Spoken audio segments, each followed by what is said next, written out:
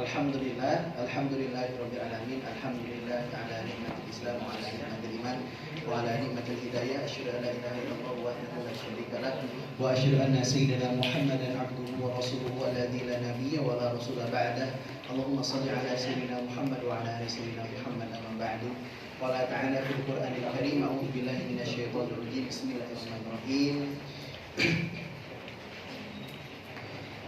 Ya ayyuhalladzina amanu kutiba 'alaikumus syamu kama kutiba 'alal ladzina min qablikum la'allakum tattaqun. Shadaqallahu adzim.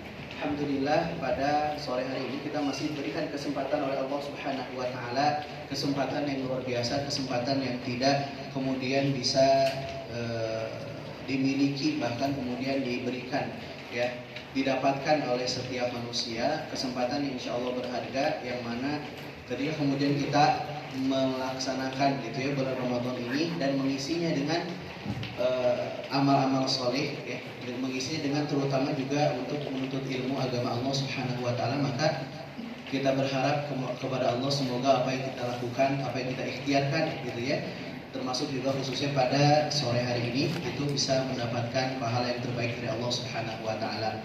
Tapi lebih penting daripada itu adalah kita berharap semoga apa yang kita lakukan ketika kemudian kita ngaji menuntut ilmu, kita mendapatkan ilmu nafi'an, ilmu yang bermanfaat dari Allah Subhanahu wa taala. Amin. Allahumma amin. Maha baiknya Allah Subhanahu wa taala memberikan kesempatan kepada kita untuk senantiasa kita menuntut ilmu, dan tidak semua orang bisa kemudian melaksanakannya.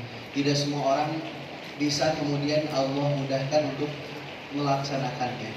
Banyak di antara orang kemudian belajar ngaji gitu ya, tapi kemudian ketika ngaji tidak mendapatkan apa yang tadi kemudian sudah disampaikan, yaitu ada suatu hal yang penting yang bernama ilmu nafi'an, yaitu adalah ilmu yang bermanfaat. Maka kita harus senantiasa terus berdoa sama Allah Subhanahu wa taala untuk senantiasa kita diberikan oleh Allah Subhanahu wa taala ilmu yang bermanfaat. Apa itu ilmu yang bermanfaat? Ilmu yang bermanfaat itu ilmu yang membawa kepada kita menuju pada ketaatan kepada Allah Subhanahu wa taala. Jadi ilmu yang kemudian kita kaji menambah rasa takut kita kepada Allah.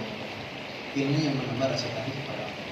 Jadi harapannya ketika kita kemudian senantiasa terus belajar dan belajar, harusnya ada perubahan yang signifikan yang terlihat.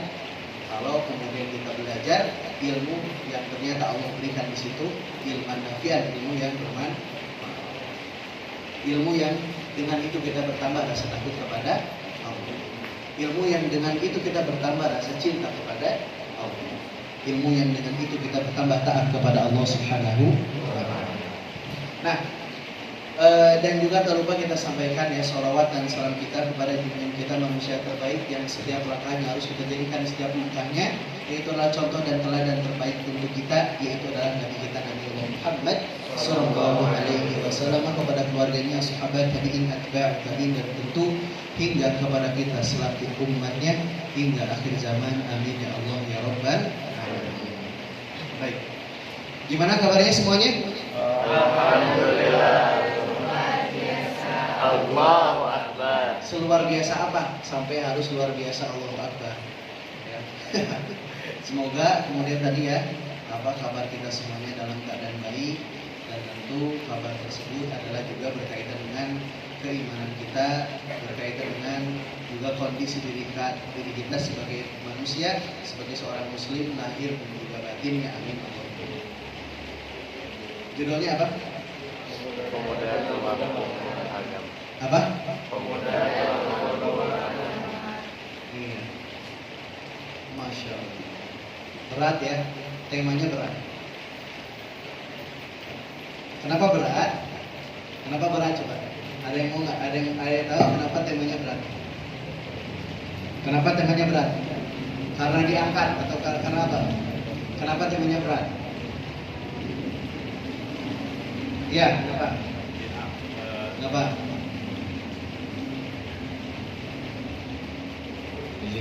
Jadi kenapa temanya berat? Mungkin karena agama Islam, maksudnya pemuda adalah penerus untuk agama Islam selanjutnya. Jadi kalau misalkan tidak ada penerus, maka tidak tahu Ya. tidak tahu kedepannya bagaimana. Jadi sangat penting pemuda berada di jalan Allah Subhanahu Wa Taala. Oke, ada lagi? Menurut yang lain, silakan. Kenapa berat? Kenapa berat?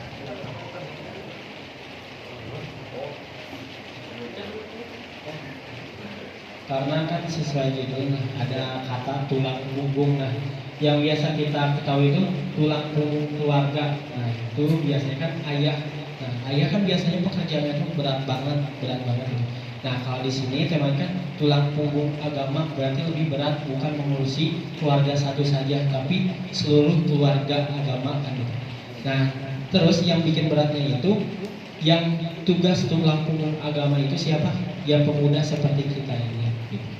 Oke, Akhwat, kenapa berat? Karena diangkat. Ya nanti perempuan ada lagi pertanyaannya ya. Nah, nanti kita main langsung kayak anak itu loh. Oke, kita lanjut.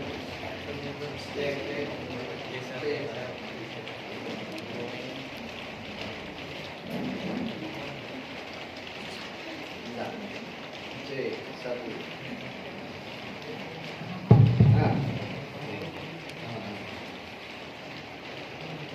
Oke, pemuda tulang punggung agama. Kita bahas dulu pemuda. Apa itu pemuda? Nah, gitu ya. Pemuda itu apa sih? Menurut teman-teman? Kalau teman-teman dengar kata pemuda, pemuda itu apa? Coba aku siapa yang mau jawab? Dari sini deh. Nanti digeser mic-nya ke sebelah kiri, kanan berarti. Pemuda menurut kamu apa?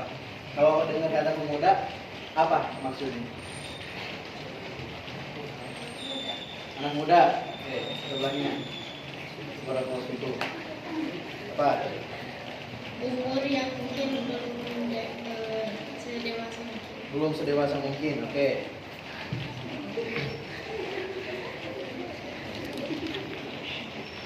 Apa ya? Apa ya?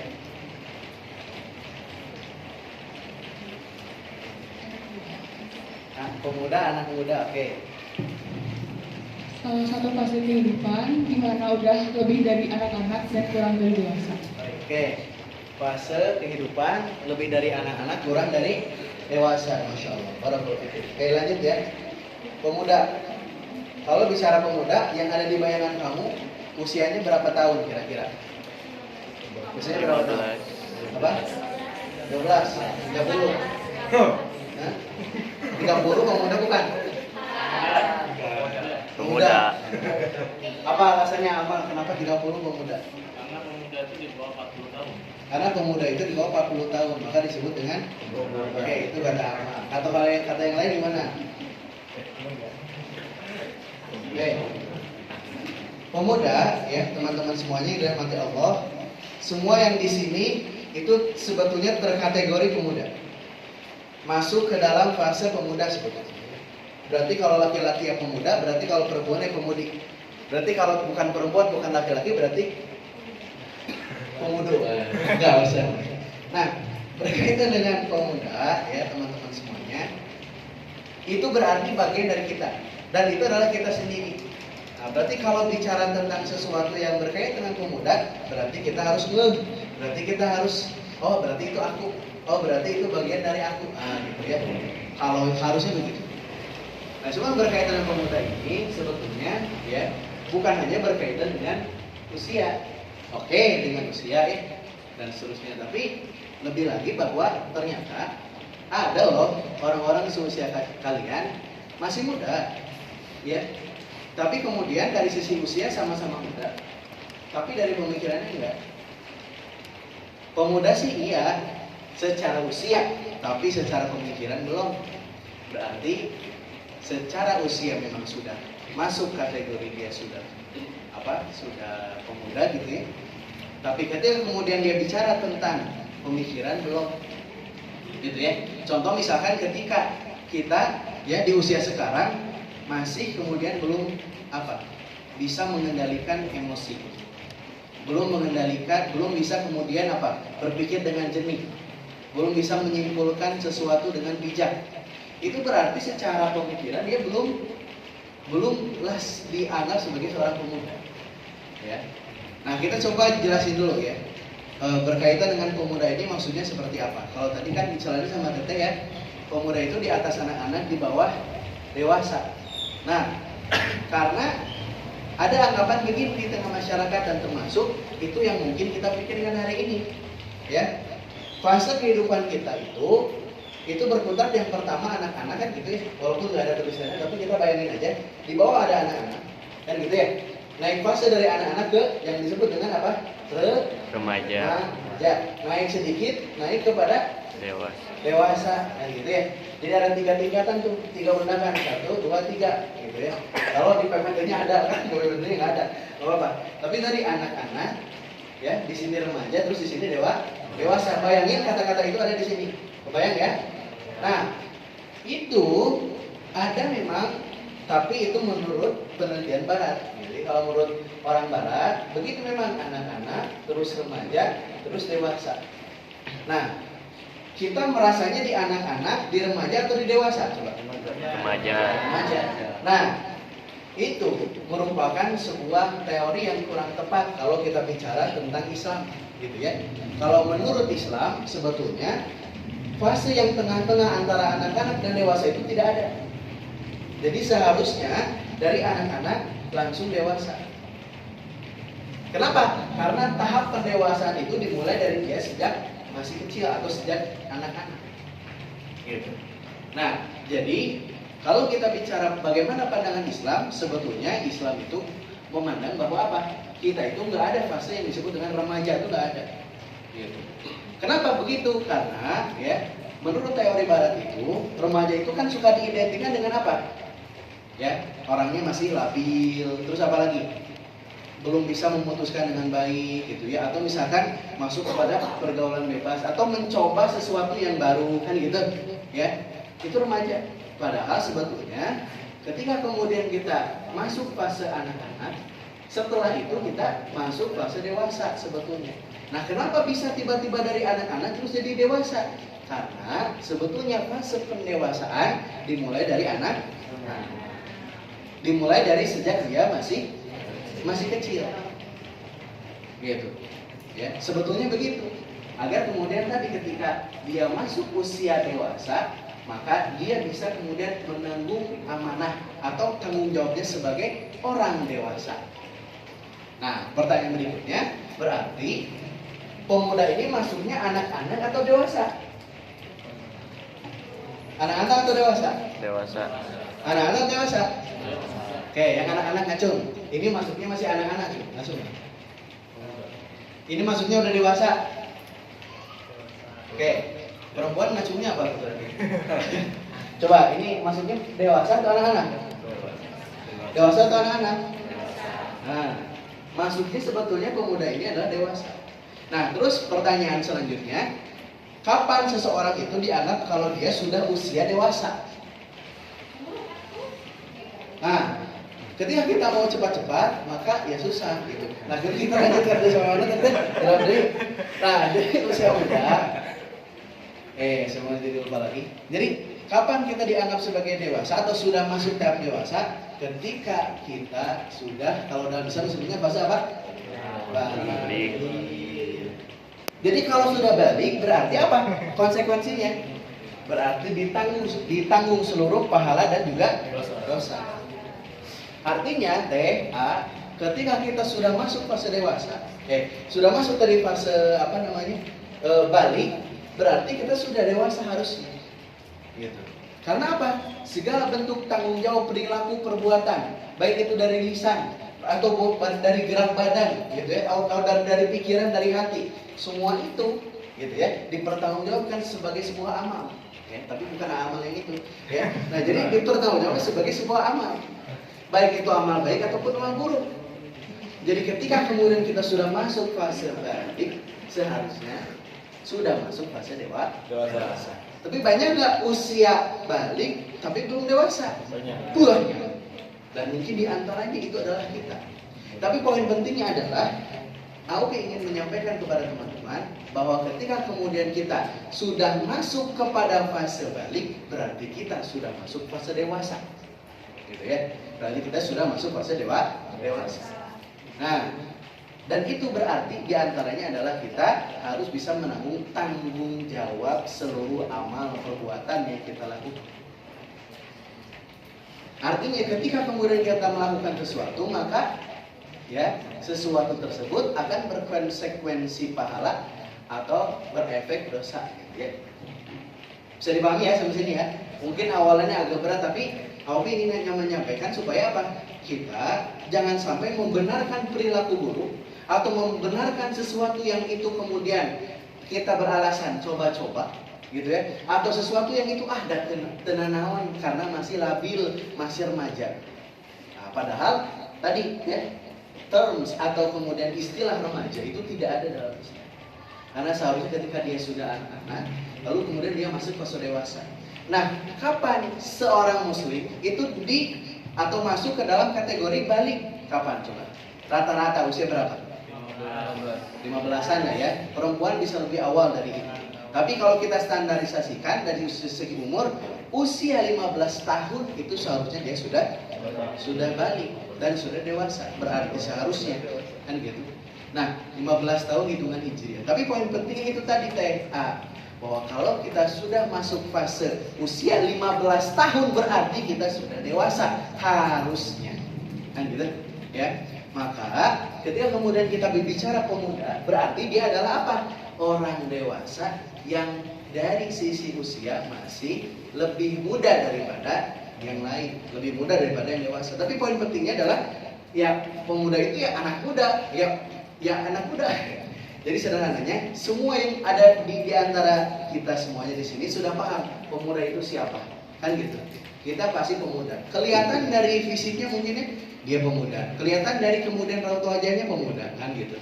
Dan seterusnya dari usianya pemuda. Tapi poin pentingnya kalau kita sudah pemuda berarti kita harus paham dan sadari bahwa kita sudah dewasa. Nah, harusnya dewasanya selain dari sisi usia, berarti kita juga harus dewasa dari sisi pemikiran. Gitu ya. Jadi pola pikir kita harusnya sudah dewasa.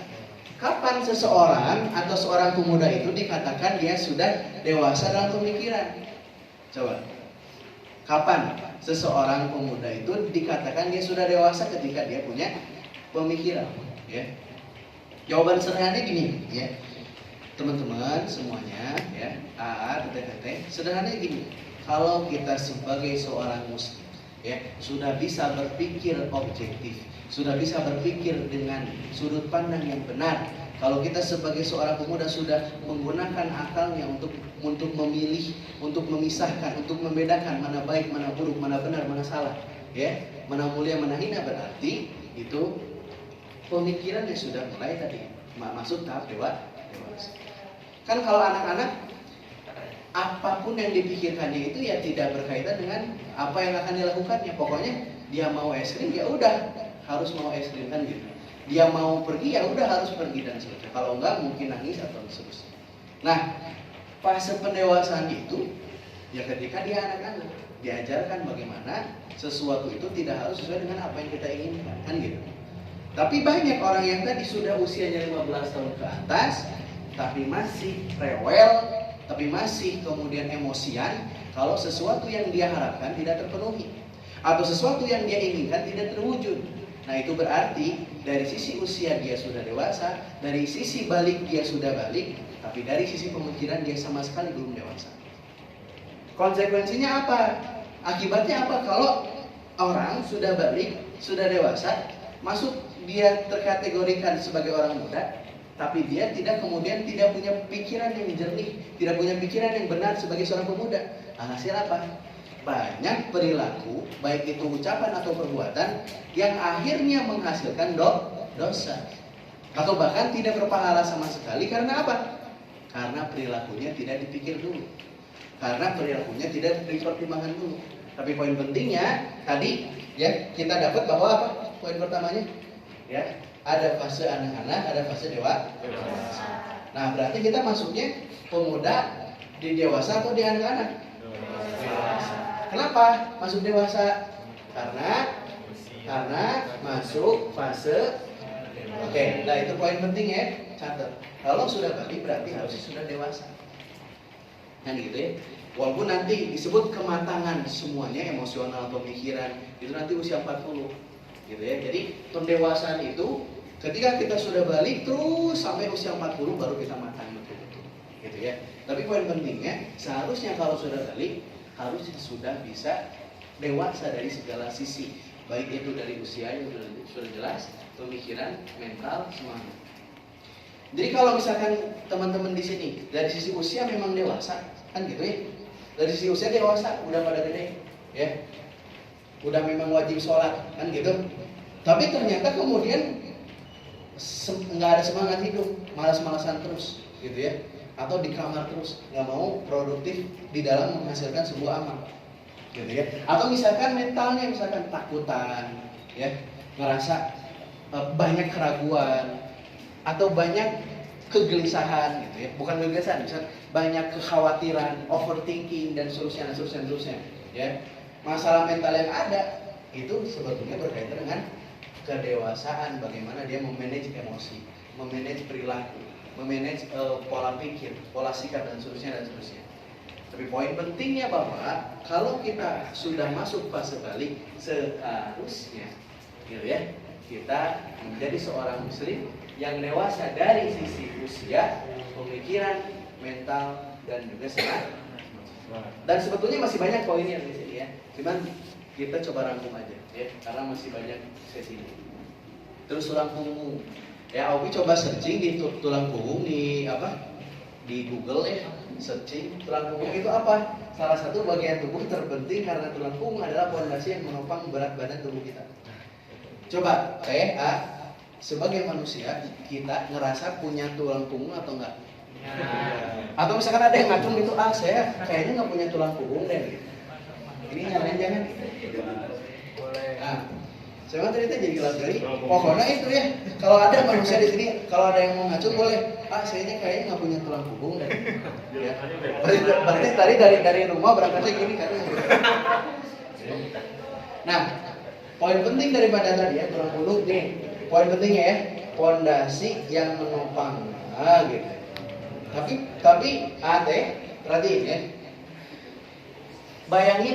Coba imajinasiin ada orang tapi nggak punya tulang punggung dari bawah sampai atas. Dari tulang punggung bawah, tengah sampai atas nggak ada. Kira-kira bagaimana dia mau berdiri gimana caranya? Jadi bayangin tulang dari kaki sampai pinggul ada, tapi dari sini sampai atas nggak ada. Gimana nanti? Bisa jalan nggak? Bisa jalan nggak? Bisa, tapi badannya ngaplek, nggak bisa jalannya. Ya nggak bisa. Ya? Bisa. Gitu. Siapa yang pernah punya ini? Udah lanjut lagi. Jadi menopang, ya, fondasi yang menopang. Gitu. Nah, berarti kalau kita mau bahas tadi pemuda tulang punggung, berarti pemuda yang harusnya menjadi fondasi atau pemuda yang seharusnya menopang, kan gitu ya. Yang harusnya jadi fondasi dan yang harusnya menjadi penopang untuk apa? Cenah? Agama. Nah, terus kita mau bahas agama. Poin penting dari tulang punggung kita dapat keywordnya apa? Fondasi dan juga apa? Penopang. Nah, kita lanjut sekarang agama. Agama itu apa? Agama itu apa teh? Gitu ya. Agama itu sebetulnya kalau ini kan bahasa apa? Inggris, Arab atau bahasa Indonesia? Kalau sama nanti cari searching, ya. Menurut bahasa agama itu artinya A itu tidak, agama itu merusak. Berarti agama itu artinya apa? Menurut bahasa, definisi menurut bahasa. Nah, Romi mau kasih tahu, kalau kita bicara Islam, maka sebetulnya tidak cocok agama itu, ya, menjadi sebuah mewakili daripada Islam itu sendiri. Karena agama itu nggak bisa mewakilkan definisi daripada Islam, gitu ya. Baiknya memang nggak pakai agama, tapi apa? Maksudnya nggak pakai kata agama, karena nggak cocok. Kalau teh mencukupkan pada agama, yang artinya berarti tidak merusak, artinya selama manusia tidak merusak, berarti sudah beragama. Selama manusia tidak merugikan, berarti sudah beragama. Selama manusia tidak kemudian berbuat kerusakan, berarti dia sudah beragama. Setuju nggak dengan itu? Setuju nggak dengan itu? Selama manusia tidak merusak moral, berarti dia sudah beragama. Setuju nggak? Nah tidak. Kenapa? Karena Islam tidak hanya berkaitan dengan sesuatu kalau tidak merusak, berarti dia sudah Islam. Enggak. Belum tentu. Sesuatu kalau dia tidak mengganggu, berarti dia sudah Islam. Belum tentu. Ya. Artinya Islam tidak bisa diwakilkan dengan istilah atau definisi agama. Makanya Islam itu disebutnya apa? Kata Allah, Innad din, ya, Innad dina indallahil Islam, gitu, ya. Sesungguhnya, ya, agama. Nah, dan tidak ditafsirkannya din itu agama, padahal nggak cocok. Karena kalau misalkan agama diartikan tidak merusak, tidak cukup mewakili Islam. Tapi paling pentingnya, ya, oke lah agama. Berarti yang dimaksud agama apa? Kristen, Konghucu, atau apa? Agama yang dimaksud? Hah? Agama Islam, ya. Nah, ini poin pentingnya. Kalau kita mau berkaitan dengan, oh, agama kamu apa? Islam. Agama kamu apa? Islam. Agama kamu apa? Islam. Nah, kalau kita bicara tentang Islam, maka nggak pernah bisa disamakan dengan agama yang lain selain Islam. Sampai kapanpun. Ya. Kenapa? Karena berkaitan dengan contoh agama lain selain Islam, itu tidak mengatur seluruh hal dalam kehidupan. Gitu ya. Contoh berkaitan dengan apa? Berkaitan dengan kehidupan, berkaitan dengan pendidikan, berkaitan dengan kesehatan, berkaitan dengan politik, berkaitan dengan ekonomi. Semuanya nggak ada diatur. Tapi kalau Islam mengatur semua yang tadi sudah disebut. Tapi poin pentingnya, ya, agama yang dimaksud apa? Islam. Ya. Tapi berkaitan dengan Islam, ya, teman-teman, teteh semuanya, berarti kita berpikir bahwa tadi kalau dari judulnya apa? Berarti pemuda yang menjadi penopang apa? Islam. Pemuda yang akan menopang Islam. Berarti siapa yang menopang Islam? Siapa yang akan menopang agama? Siapa? Siapa yang melanjutkan, meneruskan Islam? Siapa? Oke. Sekarang kita mau lihat dulu kondisi pemudanya hari ini, kan gitu. Ada suaranya nggak? Nah, nggak tahu. Nggak tahu. Coba. Ya nggak apa-apa sih, tapi kalau mau ada suaranya lebih bagus. Ya. Sambil nunggu, oke, sambil selesai juga apa-apa ya. Nah, kalau kita mau melihat, pemuda hari ini gimana? Ini salah satunya, ya. Kan gitu, ya. Apakah itu diantaranya ada teh? Ada kalian nggak di situ? Nah. Kan gitu. Tutup dulu. Kenapa? Bluetooth. Bluetooth. Ditutup dulu ya, Sob. Ya. Saya mana tadi latih. Nah, pemudanya kayak gini kondisinya. Mana? Nggak lagi malu kan gitu. Jadi nggak kelihatan. Windows berarti percaya. Nah. Kalau kita bicara pemuda yang akan menopang agama, kondisi pemudanya kayak gitu. Contoh, ya. Berarti, ya, yang Aupi mau bahas adalah di sini apa coba? Kondisi pemuda hari ini kayak gimana? Coba lihat, ya. Ada?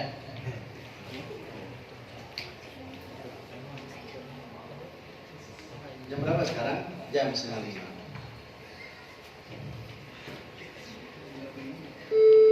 Nah, mangga lebat. Percaya dulu lebat asli. Bapak-bapak yang tadi.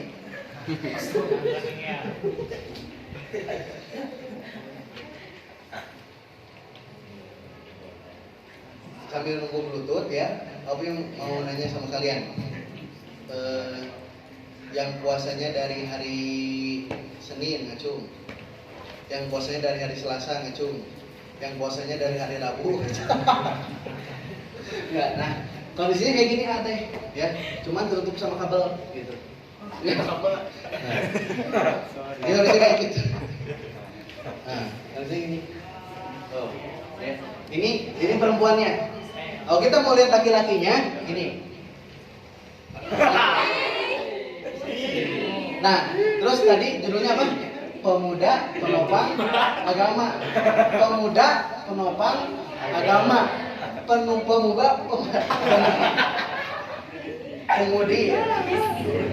Nah, pemudanya kayak gini. Mana gitu? Iya, pemudanya kayak gini. Pertanyaannya, bagaimana pemuda seperti ini bisa menopang agama? Pertanyaan gini, jangan tanya bisa, jangan tanya bagaimana pemuda ini bisa menopang agama, jangan. Bagaimana pemuda ini mau menopang agama? Itu dulu. Jadi sebelum bisa, pertanyaannya kita nanya sama ini, mau nggak menopang agama kan gitu? Apa yang mau dia jawab? Enggak, aku mah joget aja kayak gini. Nah, gitu kan? Ya, itu laki-lakinya. Siapa sih laki-lakinya mau kayak gini ngacung? Oke. Ini laki-laki loh. Oke, udah konfirmasi. Ya, ini laki-laki semuanya. Siapa yang mau? Boleh. Asap. Nah, lanjut lagi. Ini masih laki-laki, ya. Manusia kayak gini. Terus katanya mau ngomong agama. Ya, ini suaranya nggak muncul ya.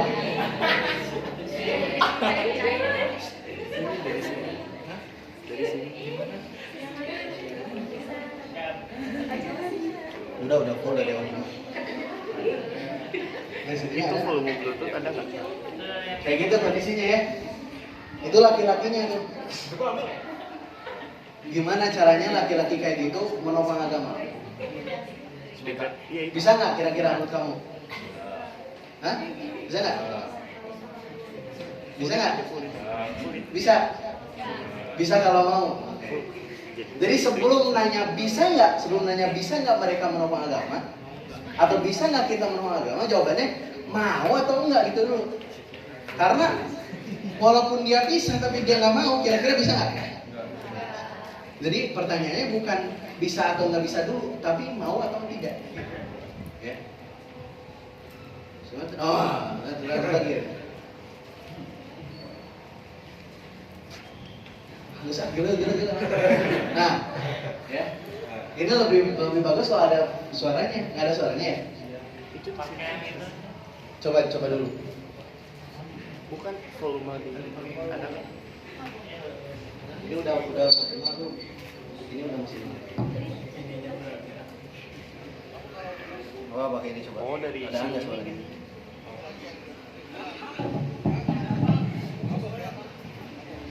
Nggak bisa. Awas. Jangan.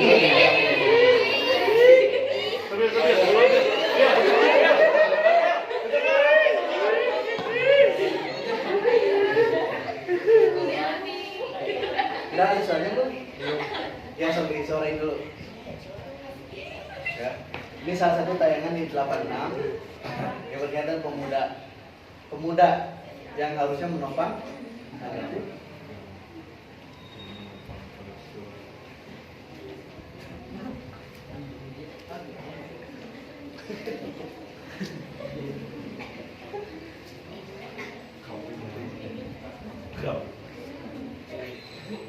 Udah? Nah, Tadi belum ada. nah.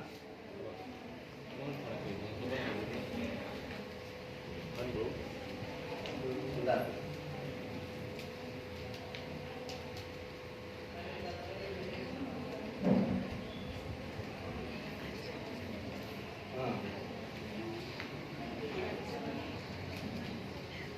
Enggak keluar suaranya.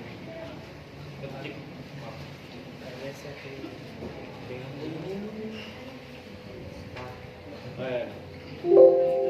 Ah, enggak tapi.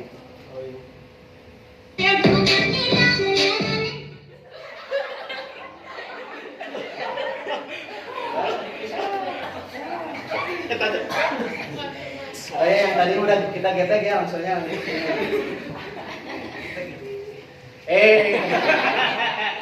Kamu kalau minum lagi yang bisa bikin hah? Siapa? Mabok ya? Mabok? Mabok nggak? Ceritanya mabuk. Nah, kalau nggak mabok kamu jangan cerita. Bang. Siapa? Bang. Minum naon kemarin? Hah? Minum naon kemarin? Oh, Kamu tanya minum naon? Biasa mah sama minumannya.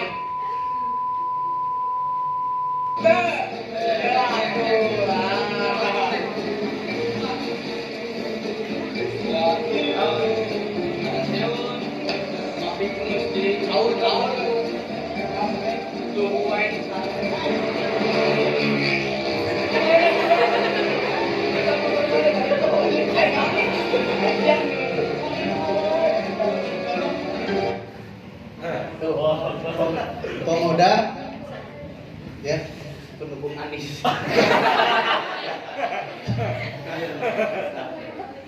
Nah itu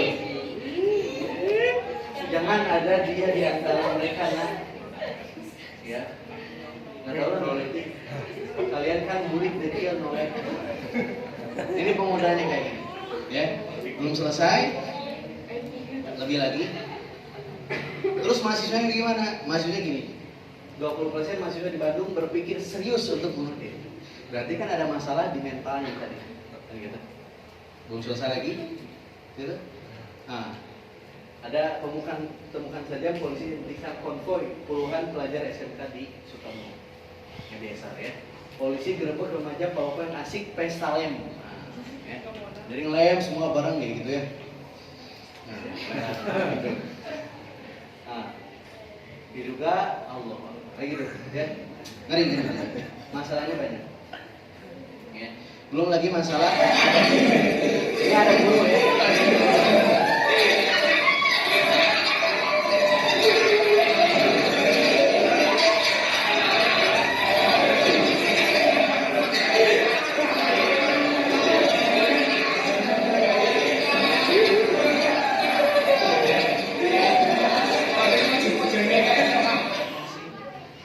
ya dimainin sama pantas nggak? Tapi itu pemuda. Nah pertanyaannya apakah potret yang tadi itu adalah diantaranya kita? Itu harusnya jadi muhasabah buat kita. Ya. Nah, guru meninggal dianiaya siswanya. Nah, jadinya kayak gini orang-orangnya. Ya, korupsi, nggak dosa melakukan sesuatu keburukan, nggak dosa lihat sumringah, apa korupsi dan gitu dan seterusnya ya. Tapi pertanyaannya kenapa bisa ya kenapa bisa pemuda kayak gitu kayak tadi ya. Karena banyak problemnya kan. Tapi poin pentingnya kalau tadi kita bicara pemuda yang akan menopang Islam, yang akan meneruskan melanjutkan kehidupan Islam, yang akan menjalankan aturan-aturan Islam, yang akan berpegang teguh terhadap ya keyakinan Islam. Tapi kondisinya seperti itu, pertanyaannya bagaimana bisa? Jika kualitas pemuda hari ini kayak gitu kan?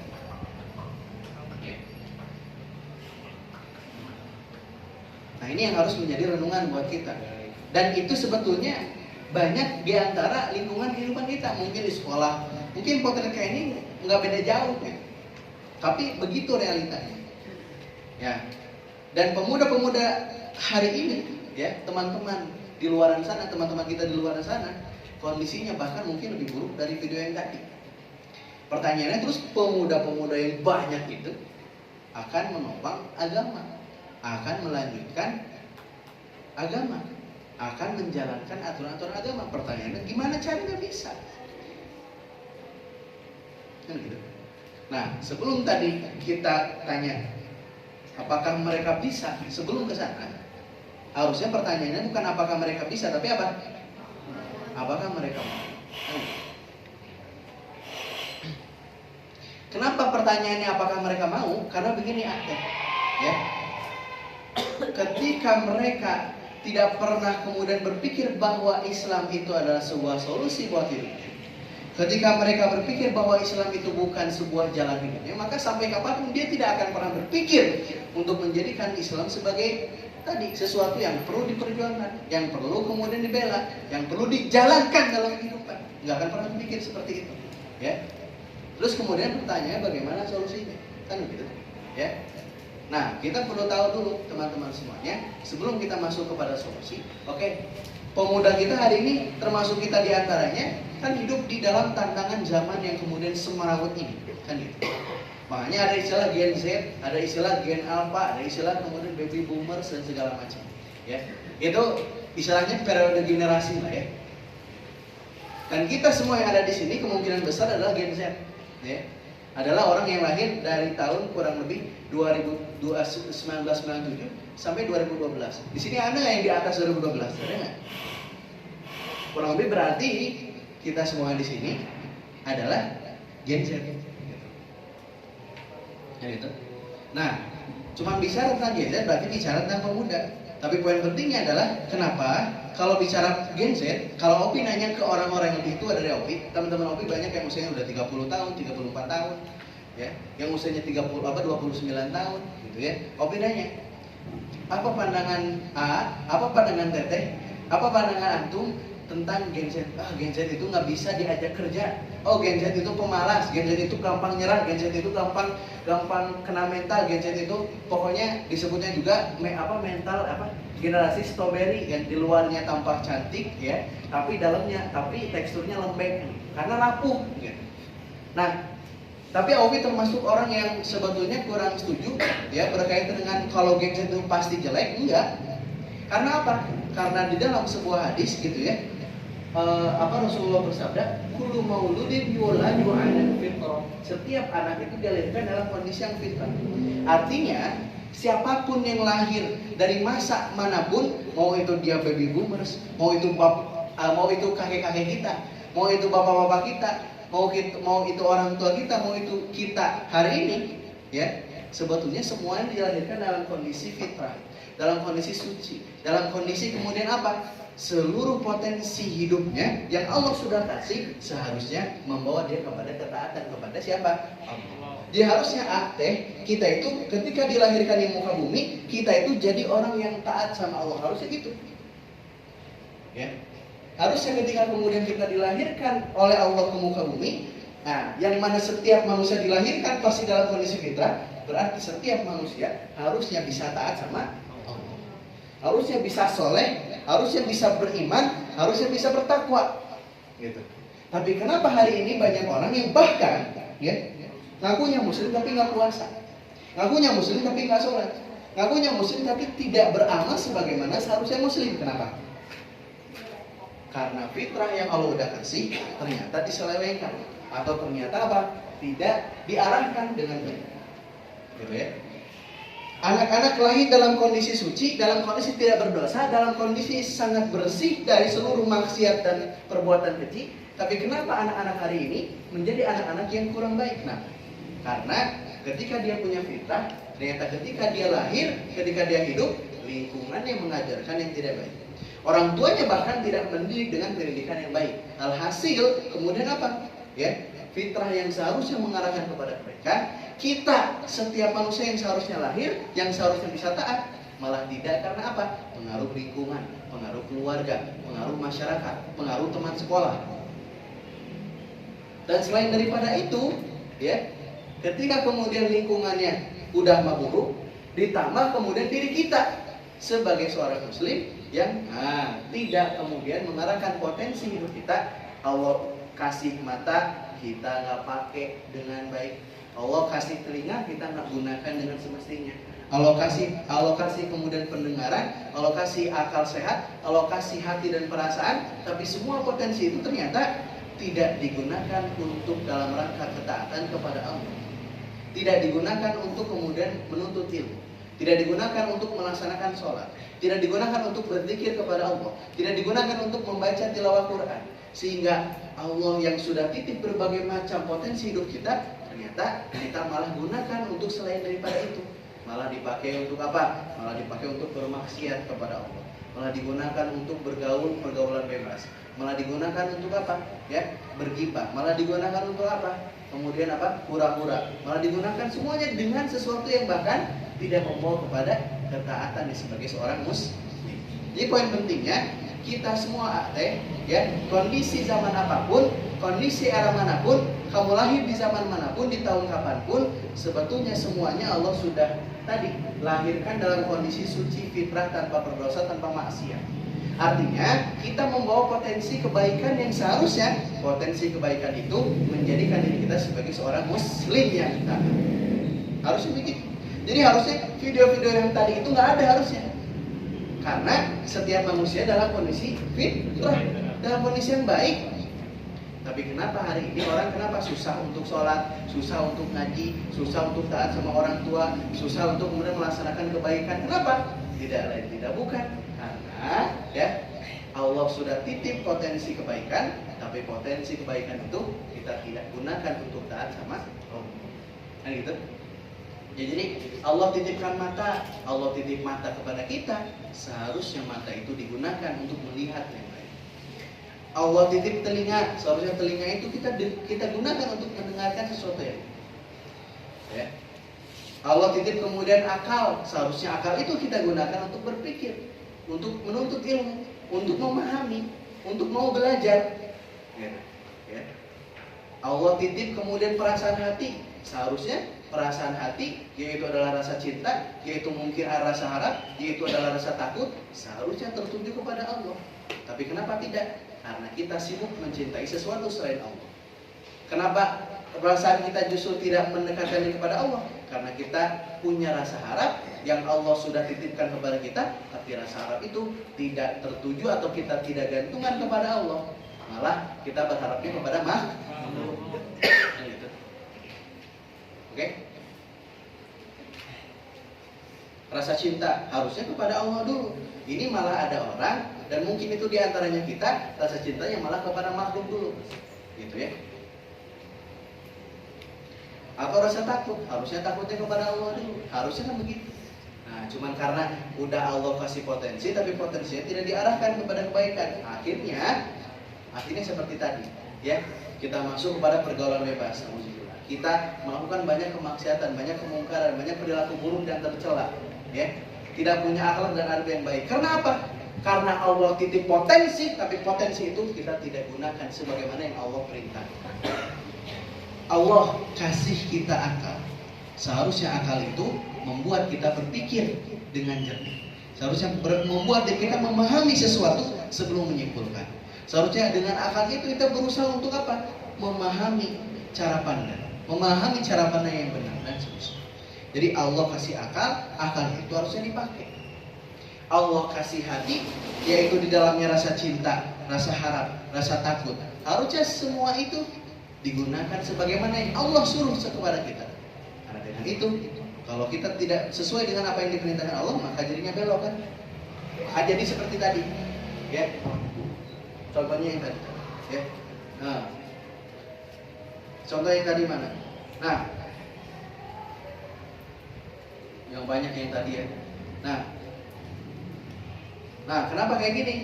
Karena dia cinta kepada makhluk melebihi cintanya kepada Allah. Kenapa begini?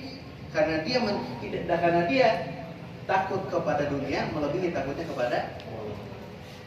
Karena dia bergantung kepada sesuatu, berharap kepada sesuatu, tapi bukan Allah. Kan gitu? Ya.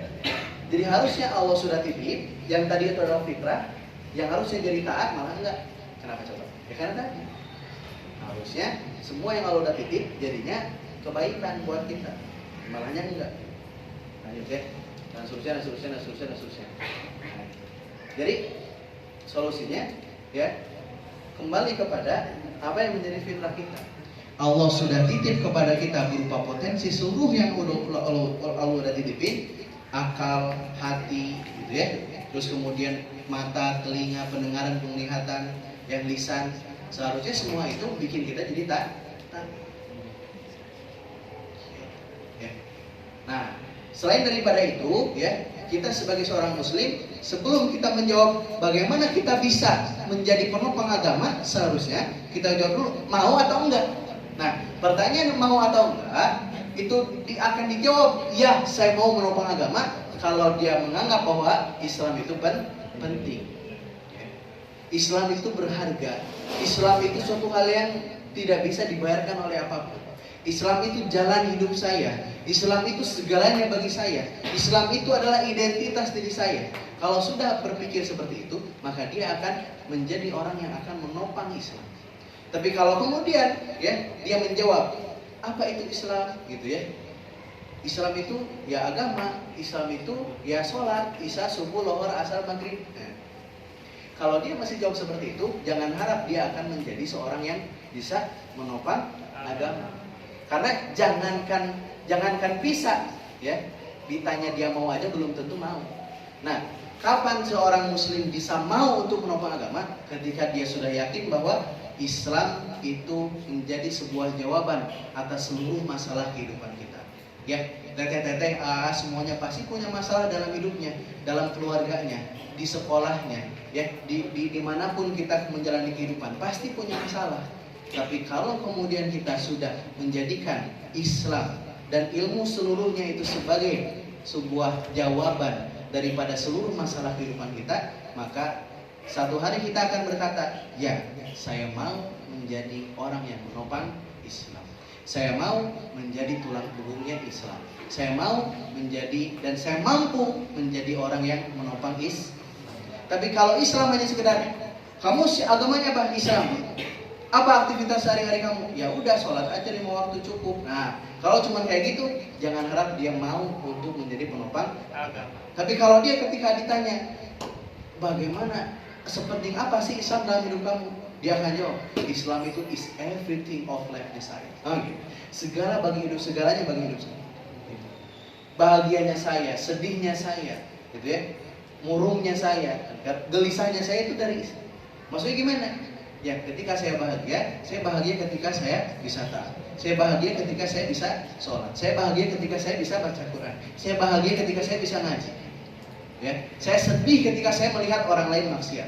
Saya sedih ketika teman kita kemudian jauh dari Allah. Saya sedih ketika ada teman saya kemudian masuk kepada pergaulan bebas. Sedih ketika melihat keburukan di antara teman-teman. Itu adalah bukti kalau Islam sudah menjadi segala dalam hidup. Sudah menjadi segalanya dalam hidup. Maka kalau Islam sudah menjadi segalanya bagi hidupnya, maka Islam akan menjadi sesuatu yang ditopang oleh, akan menjadi sesuatu yang diperjuangkan oleh, bahkan bagi dirinya untuk mengorbankan nyawa, untuk mengorbankan harta, untuk mengorbankan darah dan seluruhnya, dia akan korbankan untuk Islam. Karena apa? Dia yakin Islam itu seperti itu, gitu ya. Tapi paling pentingnya adalah kita dilahirkan dalam kondisi fitrah. Harusnya kita itu bisa taat. Harusnya kita bisa menjadi hamba yang soleh. Harusnya bisa kita menjadi hamba yang sejati. Tapi kenapa kita banyak halangannya, banyak tidak mampunya? Karena ada fitnah dalam kehidupan kita, gitu ya. Ada fitnah. Tapi paling pentingnya ada semuanya dalam hati Allah. Seharusnya kita bisa taat. Ada hal yang menarik. Rasulullah kita Muhammad SAW itu beliau, dibanding beliau dipanggil sebagai seorang Rasul, ya Rasulullah, beliau itu lebih suka dipanggil bagi dirinya yang pertama sebelum dia dipanggil sebagai Rasul, dia lebih bangga dan lebih kemudian senang ketika dipanggil sebagai seorang apa? Sebagai seorang hamba. Itu Nabi. Ya. Rasulullah kita Muhammad yang bukan hanya Nabi, tapi beliau adalah juga Rasul. Beliau ketika kemudian dipanggil oleh sahabatnya, oleh kerabatnya, oleh saudaranya, dia lebih suka pertama kali dipanggil sebagai hambanya Allah sebelum dia dipanggil sebagai seorang Rasul. Itu menandakan apa? Itu menandakan bahwa Rasulullah lebih senang dipanggil atau dianggap, atau Rasulullah bangga kalau dirinya adalah seorang hamba. Pertanyaannya, kita sudahkah bangga sebagai seorang muslim? Sudahkah bangga sebagai seorang hambanya Allah? Kita bangga nggak jadi hambanya Allah? Kita bangga ya jadi hambanya Allah? Kenapa bangga? Karena kamu tadi bilang bangga, jawabannya apa? Kalau bilang bangga, kamu bangga nggak kalau kamu hamba Allah? Kenapa bangga? Rasulullah itu lebih senang dipanggil hamba Allah, ya, lebih senang dipanggil abduhu wa rasuluhu, kan gitu. Lebih senang dipanggil abdun, ya, daripada rasul. Kenapa coba? Lebih senang dipanggil sebagai hamba. Kenapa coba? Ya. Dan pertanyaan, kenapa kita sebagai muslim harus bangga jadi seorang hamba? Kenapa? Kenapa coba? Kenapa coba? Karena hamba adalah predikat dan identitas tertinggi antara kita dengan Allah Subhanahu wa Ta'ala. Tertinggi dan terdekat antara kita dengan Allah. Begitu? Oh, kamu boleh bangga kamu adalah dokter, kamu adalah perawat, kamu adalah arsitek, kamu adalah seorang pebisnis, kamu adalah seorang pekerja, kamu adalah tentara, kamu adalah seorang polisi. Kamu boleh bangga dengan itu. Tapi perlu diketahui bahwa di antara seluruh profesi yang tadi disebutkan, seharusnya lebih berharga kita sebagai seorang hamba. Karena itu identitas terdekat antara kita dengan Allah. Di sebelum kita sebagai siapapun, pastikan kita adalah hamba yang taat. Tapi poin penting tadi bahwa kita dilahirkan dalam kondisi fitrah. Harusnya kita jadi orang yang taat sama Allah. Tapi kenapa tidak? Ada fitnah. Fitnahnya apa aja? Nih, ya. Apa yang merusak generasi muda hari ini? Banyak sebetulnya, ya.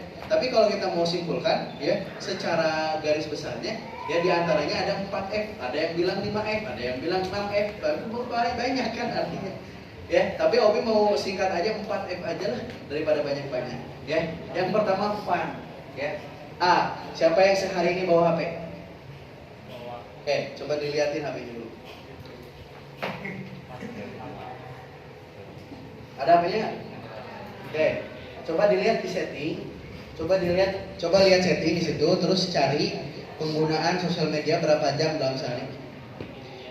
Kamu pakai TikTok, pakai Instagram, sehari rata-rata berapa jam?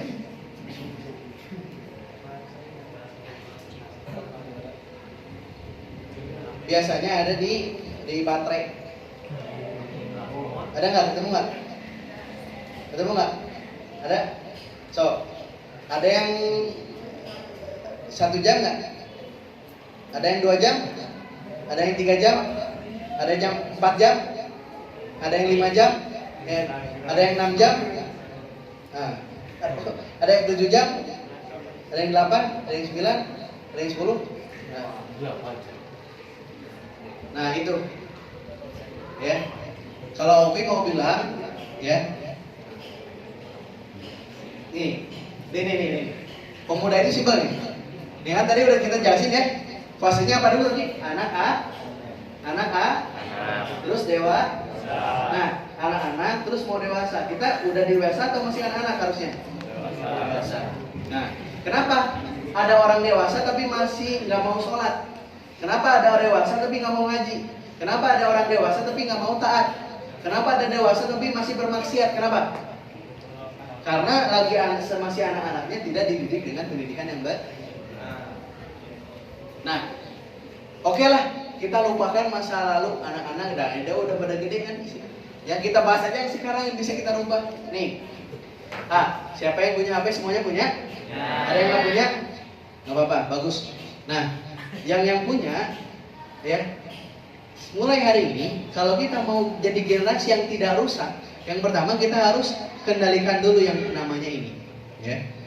Nah, yang itu di dalamnya adalah ada fun dan mungkin maksudnya ada film, ya.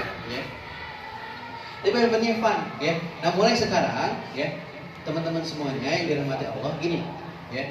Kalau kita ingin jadi generasi yang menopang agama, ingin jadi pemuda yang bermanfaat, yang soleh, yang bisa jadi hamba Allah sejati, yang pertama, ininya kendalikan dulu.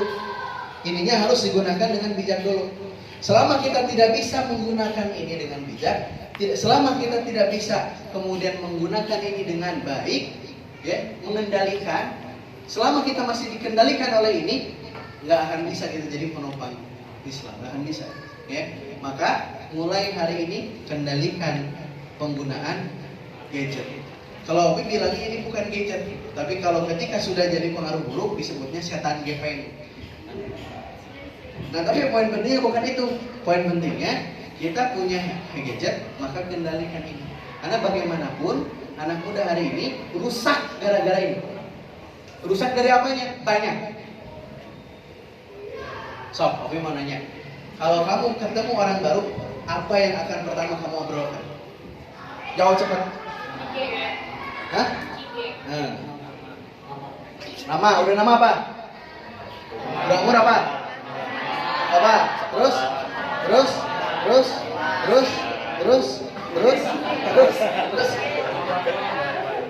Nama mama. Nah, semua udah beres tuh yang tadi, data diri udah beres. Terus ngobrol apa? Gimana caranya? Gimana awal ngobrolnya? Kesukaannya apa contohnya?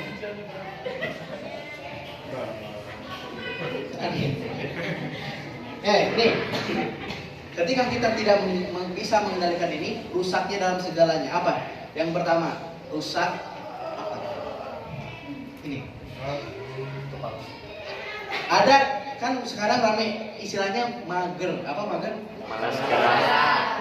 Kenapa bisa malas gerak? Kenapa bisa malas gerak? Saya contoh, misalkan Aksa ngajak ke seluruh ikhwan, "Hayu beres madrasah." Kata Aksa teh. Terus kata yang lain apa? Mager. Itu jadi weh. Kenapa coba? Kenapa sih? Nih, menurut ahli otak. Ahli apa? Tapi bukan otak. Otak kan jualan gorengan. Menurut ahli otak begini. Kalau zaman dulu ibu kamu, ayah kamu, informasinya masih pakai radio. Jadi yang aktif cuma apa? Telinga aja. Kalau sekarang yang aktif apa? Mata. Semuanya, telinganya, matanya, sambil baca, sambil nonton. Ya? Itu kamu beres ngaji, ceritanya dari madrasah, beres ngaji, pulang jam 9 sampai rumah, kamu terus kayak gini, walaupun nggak akan pernah ada ujungnya, itu sampai jam 1 malam, gitu.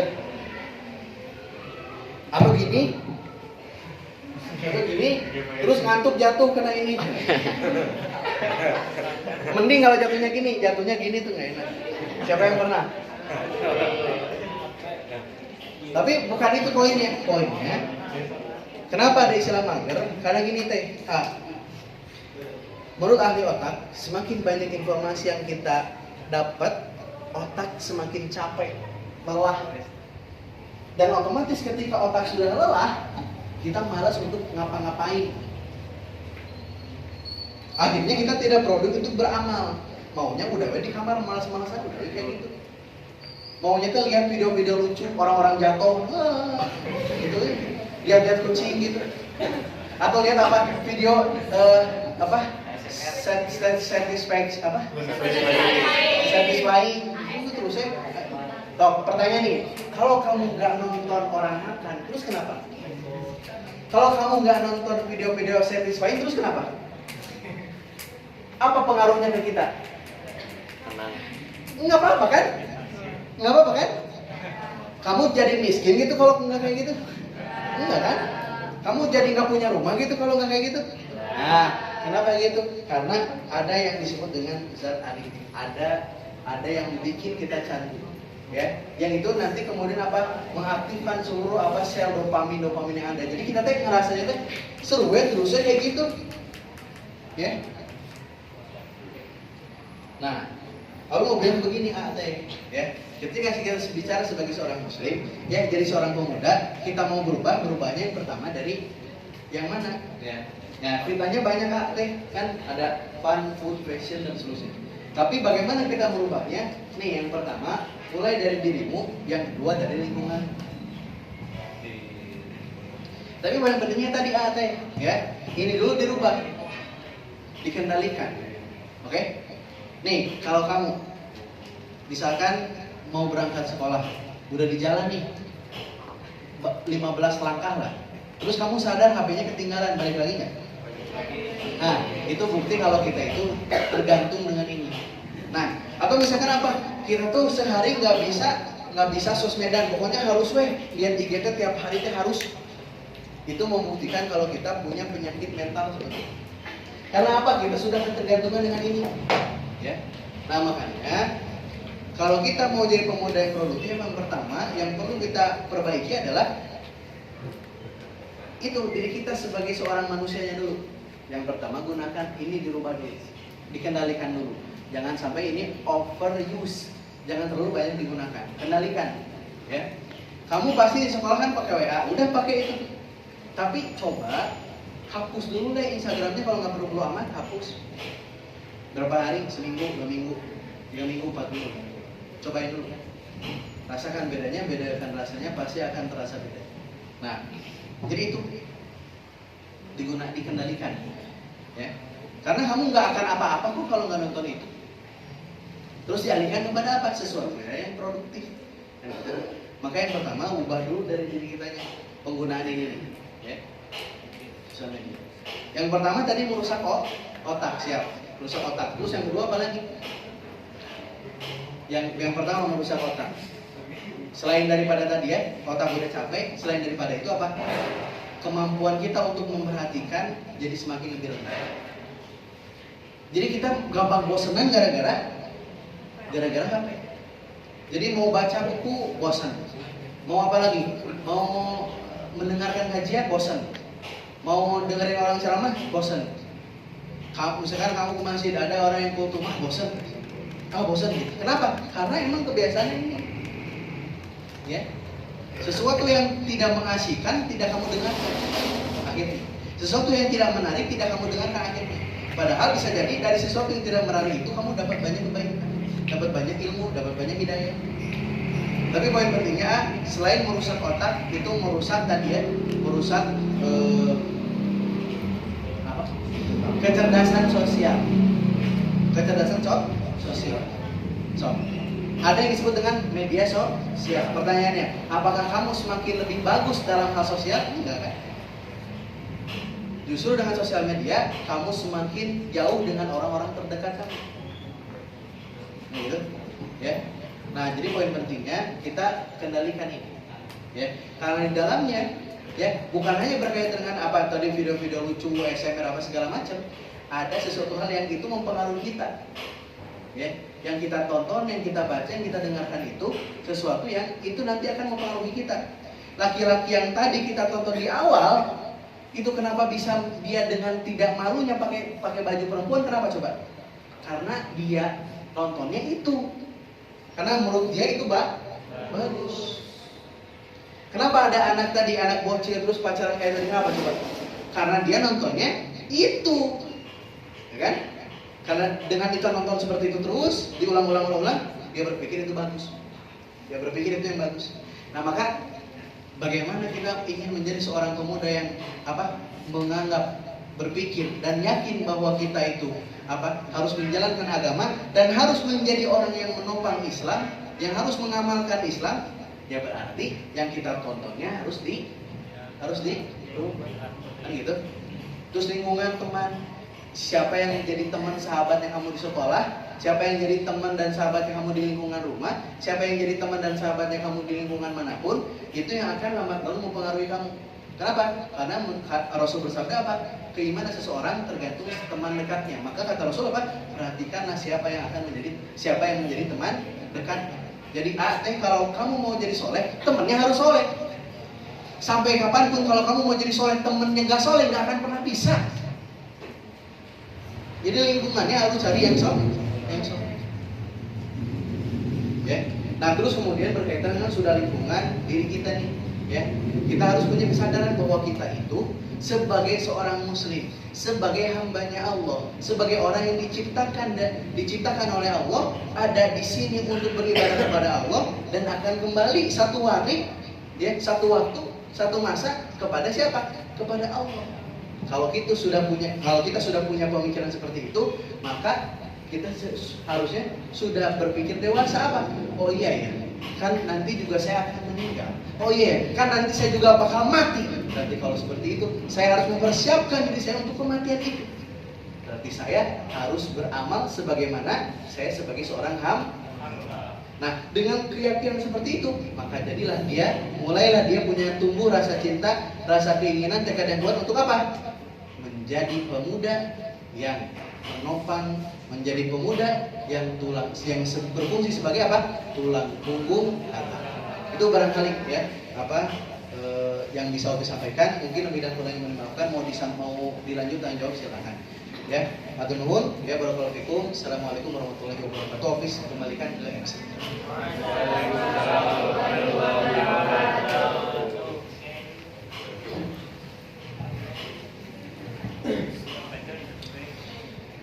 Baik, para teman-teman yang mau bertanya boleh, atau yang akhwat yang malu boleh, pertanyaannya boleh ditulis nanti ke depanin. Kalau yang ikhwan boleh langsung macam aja. Yes. Ada yang mau bertanya?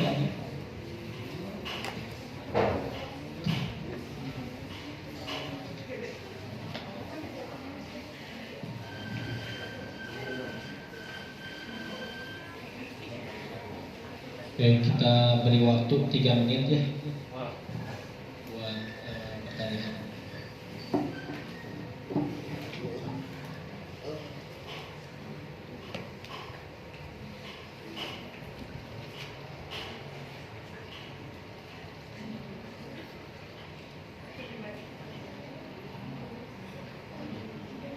Baik, ada yang bertanya dari Kang Amal, boleh?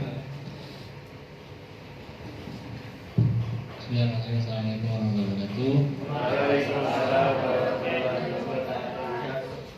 Meskipun Ustaz sudah dijelaskan tadi ya masalah usianya ya, terkait pemuda kan usia nih, kemudian yang kami juga pemikirannya, mungkin sedikit bisa dijelasin kenapa naik turunnya semangat pemuda itu bagaimana? Jadi pertanyaannya, bagaimana mengatasi semangat naik turunnya? Mengatasi semangat naik turun. Ya. Nah, kau siapin pertanyaannya ya. Nah, sebagai seorang muslim, kita pasti tahu dan semuanya pasti merasakan. Kadang semangatnya lagi bagus, oke. Tapi kalau udah di atas, nah, menurun gitu. Tapi nggak gitu. Gini,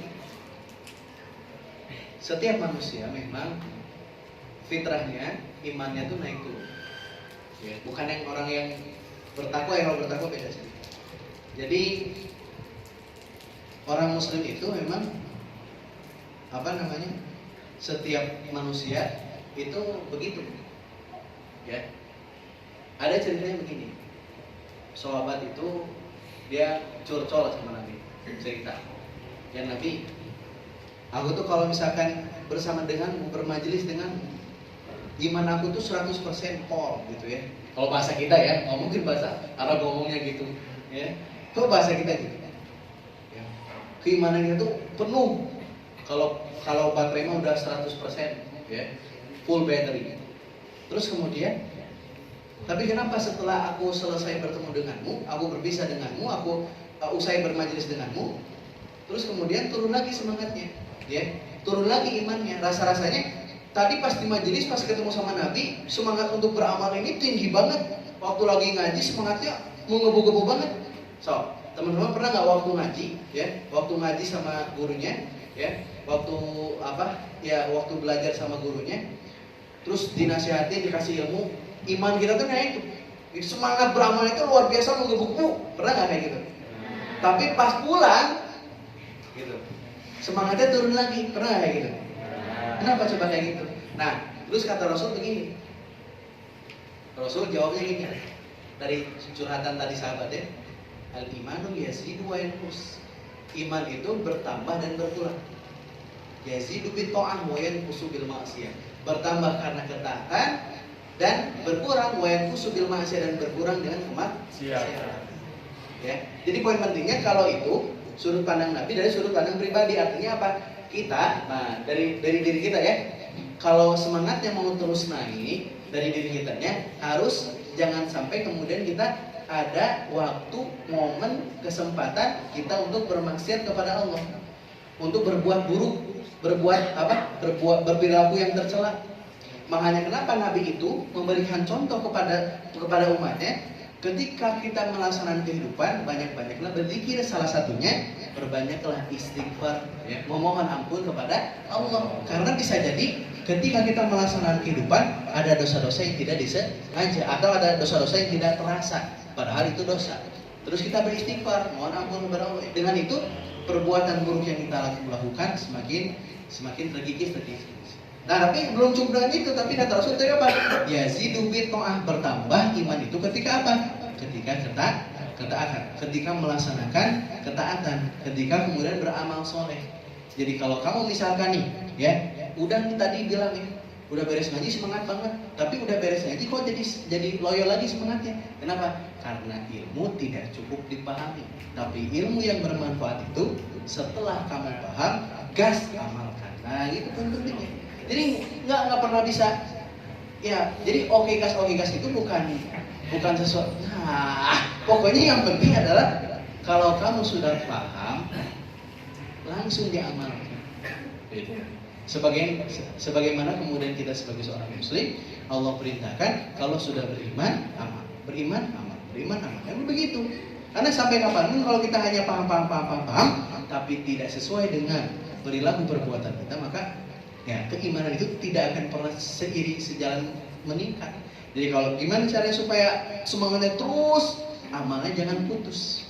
Karena bagaimanapun kalau amalnya putus, maka disitulah mulai kemudian apa? Iman kita mulai luntur, mulai loyo, mulai jatuh lagi. Nah, ketika kemudian kita beramal kan, oh gimana nih supaya semangatnya terus terjaga? Ada sesuatu yang di luar diri kita, ya. Selain daripada tadi keyakinan kita dikuatkan, gitu ya, ilmunya ditambah lagi, gitu ya, terus kemudian juga amalnya terus dikuatkan, dipaksakan, selain itu cukup enggak, ya, kita juga harus kemudian apa? Memiliki, mencari dan mengkondisikan lingkungan kita, ya, memiliki. Kalau nggak punya cari, kalau nggak punya kita harus punya, ya, kalau nggak punya teman yang bisa bawa kita taat, cari sampai ketemu, ya, nah, temukan, cari, terus kemudian apa tadi? Jaga. Terus kemudian juga apa? Dan seterusnya. Jadi poin pentingnya adalah ketika kita tidak punya lingkungan, cari lingkungan itu. Karena bagaimanapun kalau kamu punya lingkungan maka ada yang mengendalikan. Kalau kamu punya lingkungan maka ada yang kemudian mengawasi. Kalau kamu punya lingkungan ada yang mengontrol. Kalau kamu ada lingkungan ada yang menyemangati. Nah, jadi lingkungan itu memang sepenting itu. Kalau kamu mau taat, lingkungannya kondisikan supaya taat. Kalau kamu pengen kemudian Ramadan ini yang penuh dengan amal-amal yang mulia, amal-amal yang banyak, ya, satu hari kemudian kamu semangat untuk beramal terus, maka ciptakan, lahirkan, kondisikan lingkungan yang memang bisa memudahkan kita untuk taat. Kan gitu. Nah, terus kita semangat ngaji tiap hari gimana? Kita semangat terus kemudian sholat gimana? Kita semangat terus beramal gimana? Kita semangat terus berdakwah gimana? Ya. Bagaimana kemudian kita punya semangat adalah tergantung bahan bakarnya. Oh, bayangin, kalau ada motor tapi bensinnya habis gimana? Mau jalan nggak? Bisa jalan nggak?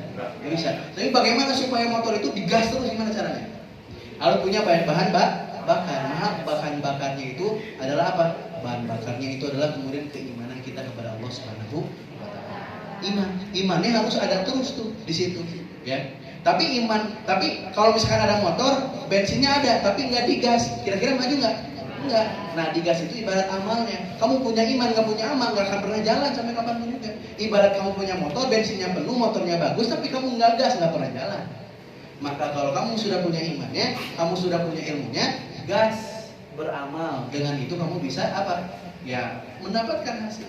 Dan terus semangat terus, saya melaju, gitu ya. Bisa dipahami ya? Nah, gitu kurang lebih ya, barakallahu. Ada lagi, akhwat? Ada lagi? Akhwat? Oh, udah. Pakai tulisannya tuh.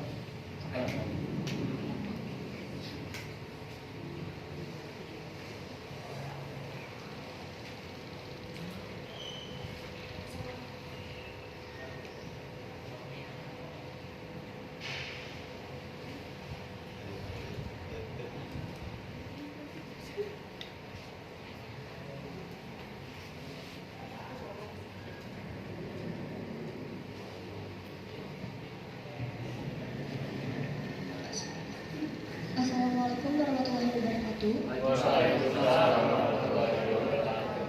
Izin bertanya Kang, tadi kan seperti yang dibilang carilah hubungan atau teman yang baik.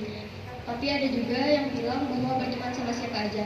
Pertanyaan di sini, apakah salah meng-cut off orang yang membawa pengaruh buruk untuk diri kita? Dan bagaimana solusi untuk menguatkan pendirian kita goyah dalam berada di lingkungan tersebut? Sekian.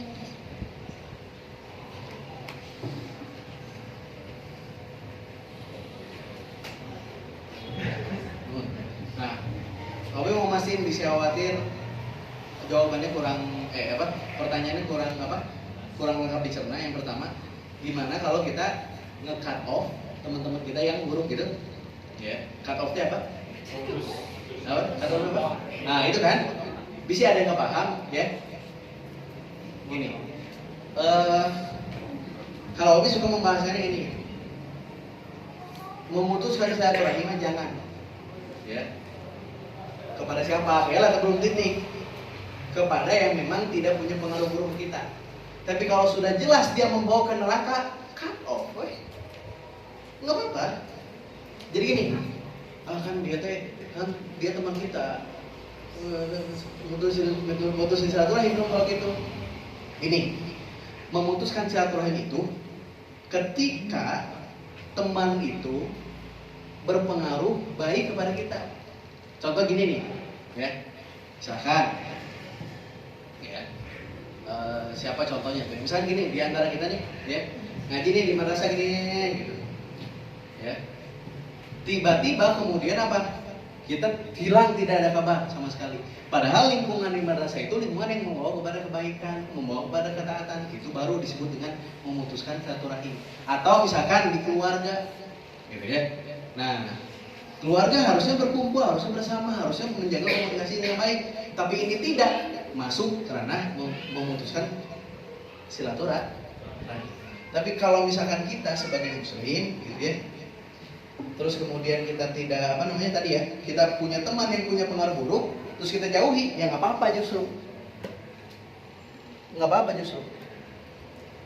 apa-apa, justru bahkan harus. Karena apa? Memutuskan silaturahim itu terjadi ketika kita meninggalkan lingkungan yang baik, yang positif. Ya. Jadi kalau ada teman kita nih suka ngajak yang buruk, terus kita tinggalin dia, nggak ada dosa buat kita. Justru perintah dari Allahnya meninggalkan orang-orang kayak gitu. Jelas ya?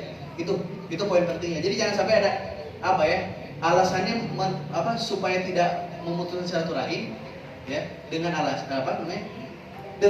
memutuskan silaturahim terus kita berteman dengan teman yang membawa pengaruh buruk. Itu yang kurang. Ya. Jelas maksudnya? Jelas ya? Jadi begitu poin penting. Terus yang kedua, khawatir salah nih. Yang kedua apa? Gimana caranya kita istiqomah di lingkungan yang baik gitu? Gitu nggak? Atau bukan? Gimana cara kita tidak goyah dalam Tidak goyah di lingkungan yang tersebut itu yang mana? Di sekolah?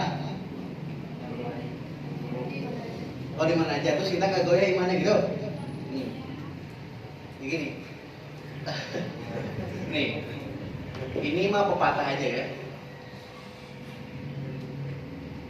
Emas, nih emas mau dimanapun ditaruhnya dia emas. Emas kamu simpen di atas meja emas bukan? Kamu simpen di bawahnya meja emas bukan? Kamu simpennya misalkan di lantai emas bukan? Kamu simpennya misalkan di bawah tong sampah emas bukan? Nah. Ngerti ya?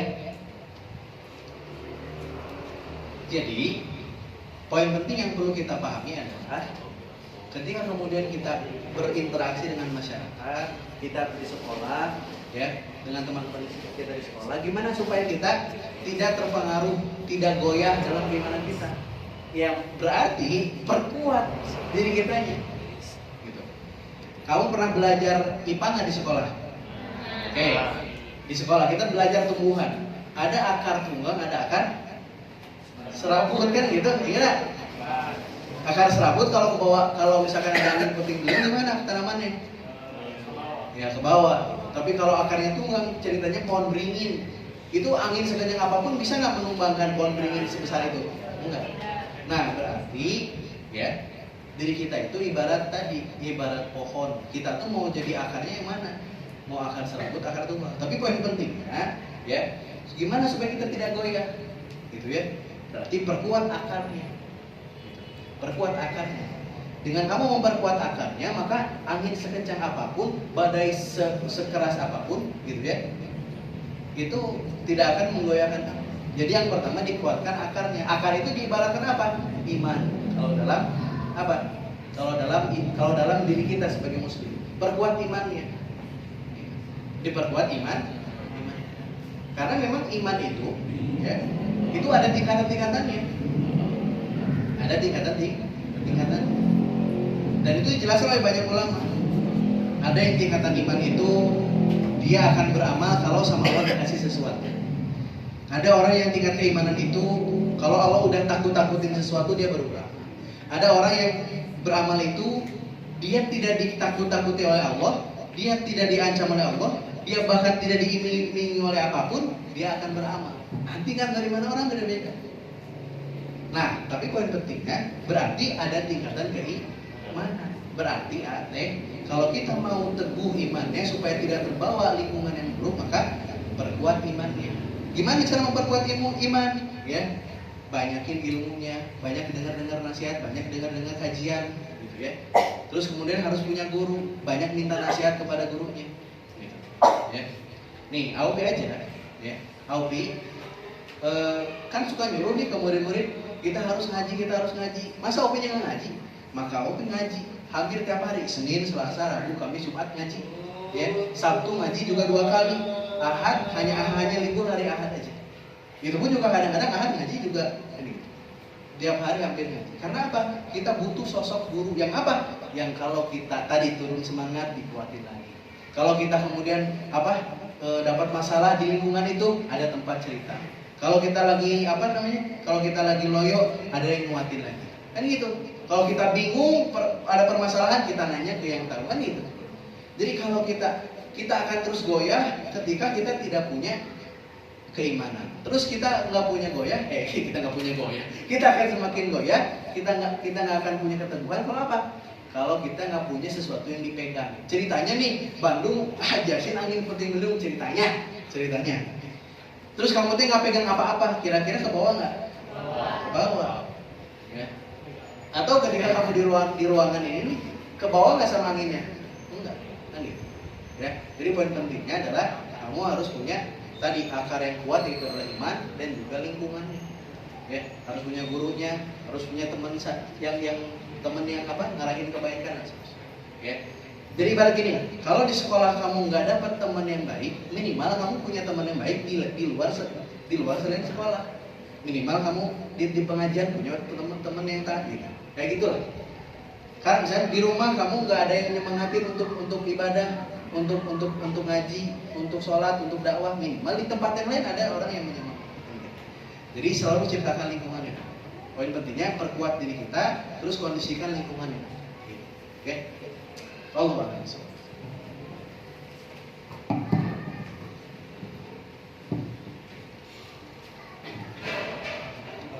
Baik, mungkin cukup saja ya kita cukupkan sesi tanya jawab karena waktunya udah habis. Nah, sebelum saya tutup, saya akan mengingatkan bahwa bagi teman-teman semua, gelang yang kalian pakai semua, yang warna biru, jangan sampai hilang ya.